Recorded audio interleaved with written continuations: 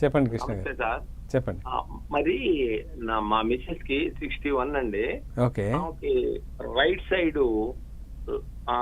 మన lumbar spine దగ్గర చేయించా, x ray తీయించా lumbar spine okay. తీయించే అక్కడ వాళ్ళంచేటికి కాల్షియం తగ్గింది అని అంటారు సార్. నేను ప్రాక్టీషనర్ని లోకల్ ఓకే. ఊళ్ళో.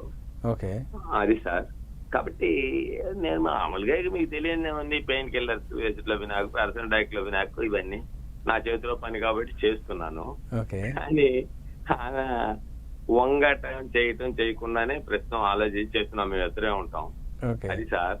ఇప్పుడు నవ్వు మీ ద్వారా నేను తెలుసుకునేది ఏంటంటే, మాకు ఇది నియర్ టు మా native of Amaravati, okay. Guntur జిల్లా. ఓకే.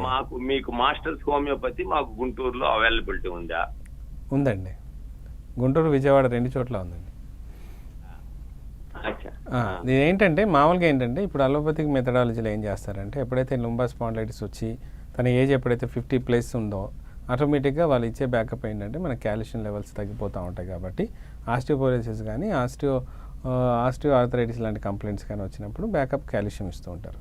కాకపోతే ఒరిజినల్గా బోన్ స్ట్రెంథనింగ్ కానీ బోన్ లోపల నుంచి ఆ డిస్క్లలో పక్కబందిగా నిలబడేటట్టుగా చేయగలిగే కెపాసిటీ ఆ మెడిసిన్స్లో ఉన్నది తను తక్కువ. హోమియోపతిలో మాత్రం దీనికి అద్భుతంగా ఉన్నాయండి.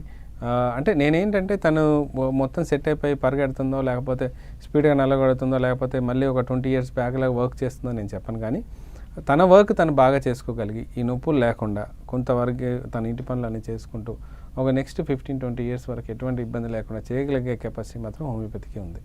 కాకపోతే చెప్పిన డైట్ ఒకటి, అంటే నేచురల్ డైట్ మీద ఎక్కువ డిపెండ్ అవుతూ హోమియోపతిక్ మెడికేషన్ వాడుకోగలిగితే తన లుంబర్ స్పాండిలైటిస్ని మనం ఆపగలిగే అవకాశాలు ఎక్కువగా ఉన్నాయండి.